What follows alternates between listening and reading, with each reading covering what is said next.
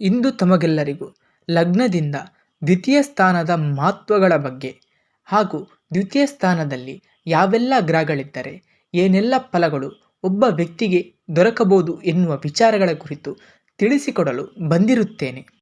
ಲಗ್ನದಿಂದ ದ್ವಿತೀಯ ಸ್ಥಾನ. ಈ ಸ್ಥಾನ ಜಾತಕನ ಧನದ ವಿಚಾರ, ಅವನ ಕುಟುಂಬ, ವಾಕ್ಸಿದ್ಧಿ ಅಂದರೆ ಜಾತಕನ ಮಾತು, ಆರಂಭಿಕ ವಿದ್ಯೆ, ಎಡಕಣ್ಣಿನ ಬಗ್ಗೆ ತಿಳಿಸುವ ಸ್ಥಾನವಾಗಿದೆ. ಎರಡನೇ ಅಧಿಪತಿ ಬಲವಾಗಿದ್ದರೆ, ಎರಡನೇ ಅಧಿಪತಿ ಉಚ್ಚಸ್ಥಾನದಲ್ಲಿಯೂ ಸ್ವಂತ ಮನೆಯಲ್ಲಿಯೂ ಇದ್ದರೆ ಶ್ರೇಷ್ಠವಾದ ಫಲಗಳು ಸಿಗುತ್ತವೆ. ನವಾಂಶದಲ್ಲಿ ವರ್ಗೋತ್ತಮ ಆಗಿದ್ದರೂ ಸಹ ಶ್ರೇಷ್ಠವಾದ ಫಲಗಳು ದೊರಕುತ್ತವೆ. ಜಾತಕನ ಕುಟುಂಬ ಚೆನ್ನಾಗಿರುತ್ತದೆ. ಜಾತಕನಿಗೆ ಅವನ ಕುಟುಂಬದಲ್ಲಿ ಗೌರವ ಮರ್ಯಾದೆ ಸಿಗುತ್ತದೆ. ಜಾತಕನಿಗೆ ಹಣಕಾಸಿನ ತೊಂದರೆ ಇರುವುದಿಲ್ಲ. ಒಳ್ಳೆಯ ಪ್ರಾಥಮಿಕ ಶಿಕ್ಷಣ ದೊರಕುತ್ತದೆ. ವಿದ್ಯಾವಂತನೂ ಆಗಿರುತ್ತಾನೆ. ಜಾತಕನು ತಾನು ಕೊಟ್ಟ ಮಾತನ್ನು ಉಳಿಸಿಕೊಳ್ಳುತ್ತಾನೆ. ಎಲ್ಲರ ನಂಬಿಕೆಗೆ ಪಾತ್ರನಾಗಿರುತ್ತಾನೆ.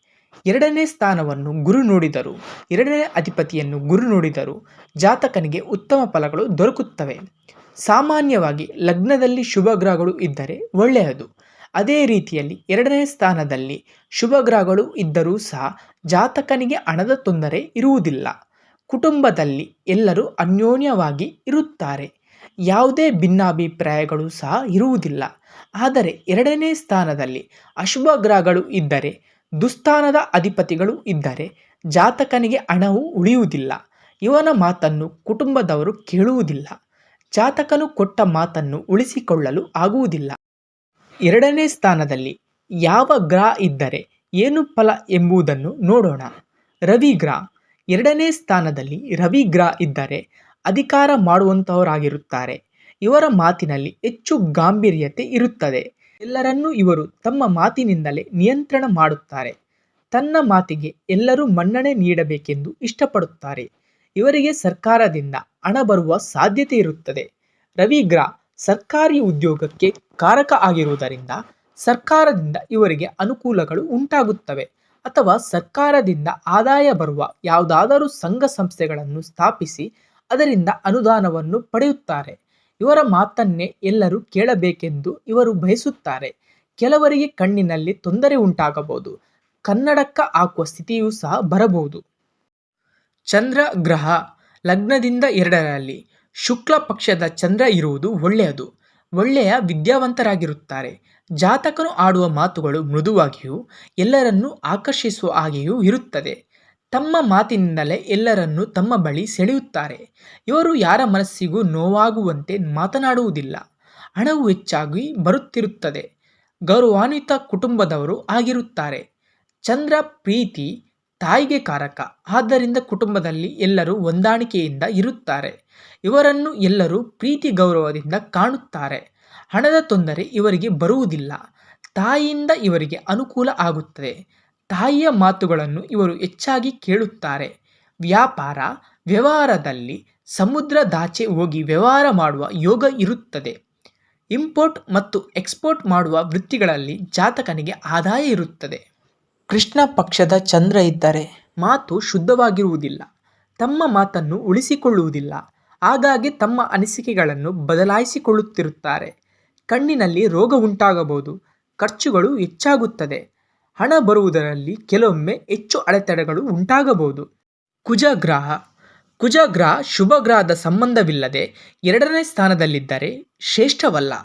ಕೋಪ, ಆತುರ, ಉದ್ರೇಕಕ್ಕೆ ಕುಜ ಕಾರಕ ಗ್ರಹ. ಆದ್ದರಿಂದ ಎರಡನೇ ಸ್ಥಾನದಲ್ಲಿ ಕುಜ ಇರುವುದು ಒಳ್ಳೆಯದಲ್ಲ. ಇವರು ಆಡುವ ಮಾತಿನಿಂದ ಬೇರೆಯವರಿಗೆ ಕೋಪ ಬರುತ್ತದೆ. ಕುಜ ಎರಡನೇ ಮನೆಯಲ್ಲಿದ್ದರೆ ಕುಟುಂಬದಲ್ಲಿ ಯಾವಾಗಲೂ ಜಗಳ ಇರುತ್ತದೆ. ಇವರ ಕುಟುಂಬದಲ್ಲಿ ಶಾಂತಿ ಸಮಾಧಾನ ಇರುವುದಿಲ್ಲ ಹಾಗೂ ಹೊಂದಾಣಿಕೆಯೂ ಇರುವುದಿಲ್ಲ. ಎಲ್ಲರ ಮನಸ್ಸಿಗೂ ನೋವಾಗುವಂತೆ ಇವರು ಮಾತನಾಡುತ್ತಾರೆ. ಹಣದ ತೊಂದರೆಯೂ ಸಹ ಉಂಟಾಗುತ್ತದೆ. ಎರಡನೇ ಅಧಿಪತಿ ಬಲವಾಗಿ ಇಲ್ಲದಿದ್ದರೆ ವಿದ್ಯೆಯಲ್ಲಿ ತಡೆ ಉಂಟಾಗುತ್ತದೆ. ವಾಕ್ಶುದ್ಧಿ ಇರುವುದಿಲ್ಲ. ಆಗಾಗ್ಗೆ ತಮ್ಮ ಮಾತನ್ನು ಬದಲಾಯಿಸಿಕೊಳ್ಳುತ್ತಿರುತ್ತಾರೆ. ನ್ಯಾಯ ನೀತಿಯಿಂದ ನಡೆದುಕೊಳ್ಳುವುದಿಲ್ಲ. ಕುಟುಂಬದಲ್ಲಿ ಆಗಾಗ್ಗೆ ಜಗಳಗಳು ಉಂಟಾಗಬಹುದು. ಕಣ್ಣಿನಲ್ಲಿ ತೊಂದರೆ ಉಂಟಾಗಿ ಕನ್ನಡಕ ಧರಿಸುವ ಸಾಧ್ಯತೆಯೂ ಸಹ ಬರಬಹುದು. ಕಣ್ಣಿನಲ್ಲಿ ಶಸ್ತ್ರಚಿಕಿತ್ಸೆ ಮಾಡಿಸಿಕೊಳ್ಳುವಂತಹ ಸಾಧ್ಯತೆಯೂ ಇರುತ್ತದೆ. ಶುಭ ಗ್ರಹಗಳು ನೋಡಿದರೂ ಸೇರಿದ್ದರೂ ತೊಂದರೆಗಳು ಇರುವುದಿಲ್ಲ. 2ನೇ ಸ್ಥಾನದಲ್ಲಿ ಕುಜ ಇದ್ದರೆ ಕುಜದೋಷ ಎನ್ನುತ್ತಾರೆ. ಆದರೆ ಇದನ್ನು ಹಲವಾರು ರೀತಿಯಲ್ಲಿ ಲೆಕ್ಕಾಚಾರ ಮಾಡಿ ತೀರ್ಮಾನಕ್ಕೆ ಬರಬೇಕಾಗುತ್ತದೆ. ಬುಧ ಗ್ರಹ. ಬುಧ ಬುದ್ಧಿ ಮತ್ತು ವಿದ್ಯೆಗೆ ಕಾರಕ ಗ್ರಹ. ಬುಧ 2ನೇ ಸ್ಥಾನದಲ್ಲಿರುವುದು ಒಳ್ಳೆಯದು. ಈ ಸ್ಥಾನದಲ್ಲಿ ಬುಧ ಒಂಟಿಯಾಗಿ ಬಲವಾಗಿದ್ದರೆ ಶ್ರೇಷ್ಠ. ವಿದ್ಯಾವಂತರು ಆಗಿರುತ್ತಾರೆ, ಬುದ್ಧಿವಂತರು ಆಗಿರುತ್ತಾರೆ. ಇವರ ಮಾತುಗಳು ಹಾಸ್ಯಭರಿತವಾಗಿಯೂ ಅರ್ಥಗರ್ಭಿತವಾಗಿಯೂ ಇರುತ್ತದೆ. ಇವರು ಆಡುವ ಮಾತುಗಳಿಂದ ವಾಕ್ ಫಲಿತ ಉಂಟಾಗುತ್ತದೆ. ಇವರು ಒಳ್ಳೆಯದು ಹೇಳಿದರೆ ಮಾತ್ರ ಫಲಿಸುತ್ತದೆ, ಕೆಟ್ಟದ್ದು ಹೇಳಿದರೆ ಫಲಿಸುವುದಿಲ್ಲ. ಬುಧ ಬಲವಾಗಿದ್ದರೆ ಜ್ಯೋತಿಷ್ಯ ಶಾಸ್ತ್ರವನ್ನು ಇವರು ಸುಲಭವಾಗಿ ಕಲಿಯುತ್ತಾರೆ. ಇವರಿಗೆ ವಾಕ್ ಸಿದ್ಧಿ ಚೆನ್ನಾಗಿರುತ್ತದೆ. ಇವರ ಕುಟುಂಬದಲ್ಲಿ ಅನ್ಯೋನ್ಯತೆ ಇರುತ್ತದೆ. ಹಣಕಾಸಿನ ತೊಂದರೆ ಇರುವುದಿಲ್ಲ. ತಮ್ಮ ಬುದ್ಧಿಯಿಂದ ವಿದ್ಯೆಯಿಂದ ವ್ಯಾಪಾರ ಮಾಡಿ ಹಣವನ್ನು ಸಂಪಾದನೆ ಮಾಡುತ್ತಾರೆ. ಸೋದರ ಮಾವನಿಂದ ಅನುಕೂಲವಾಗುತ್ತದೆ. ಸೋದರ ಮಾವನ ಮಗಳನ್ನು ಮದುವೆಯಾಗುವ ಸಾಧ್ಯತೆಯೂ ಸಹ ಇರಬಹುದು. ನಿಪುಣರು ಆಗಿರುತ್ತಾರೆ. ಬುಧ ಸ್ವಂತ ಮನೆ, ಉಚ್ಚ ಸ್ಥಾನ, ಮಿತ್ರ ಮನೆಯಲ್ಲಿದ್ದರೆ ಶುಭ ಫಲಗಳು ಉಂಟಾಗುತ್ತದೆ. ಶತ್ರು ನೀಚ ಆಗಿದ್ದರೆ ಹಲವಾರು ವಿಧಾನಗಳಲ್ಲಿ ಕಷ್ಟಗಳು ಉಂಟಾಗುತ್ತದೆ. ಪುತ್ರ ಭಾಗ್ಯ, ಸಹೋದರ ಸಹೋದರಿಯರು ಉತ್ತಮವಾಗಿರುತ್ತಾರೆ. ಸಭೆ ಸಮಾರಂಭಗಳಲ್ಲಿ ಜಾತಕನಿಗೆ ಗೌರವ ಕೀರ್ತಿ ಉಂಟಾಗುತ್ತದೆ. ಮಾಡುವ ಕೆಲಸಗಳಲ್ಲಿ ಜಯ ಉಂಟಾಗುತ್ತದೆ. ಗುರು ಗ್ರಹ. ಗುರು 2ನೇ ಸ್ಥಾನದಲ್ಲಿರುವುದು ಒಳ್ಳೆಯದು. ಆದರೆ ಒಂಟಿಯಾಗಿ ಉಚ್ಚವಾಗಿ ಇರುವುದು ಒಳ್ಳೆಯದಲ್ಲ. ಇವರಿಗೆ ಹಣಕಾಸಿನ ತೊಂದರೆ ಇರುವುದಿಲ್ಲ. ಇವರು ಯಾವಾಗಲೂ ಯಾರಿಗಾದರೂ ಉಪದೇಶ ಮಾಡುತ್ತಿರುತ್ತಾರೆ. ಗುರು 2ರಲ್ಲಿ ಇರುವವರು ಸಾಮಾನ್ಯವಾಗಿ ಶಿಕ್ಷಕರು, ಜ್ಯೋತಿಷ್ಯರು, ವಕೀಲರು, ನ್ಯಾಯಾಧೀಶರು ಆಗಿರುತ್ತಾರೆ.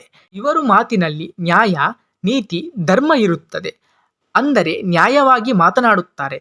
ಅದೇ ಹಾದಿಯಲ್ಲಿ ಇವರೂ ಸಹ ನಡೆದುಕೊಳ್ಳುತ್ತಾರೆ.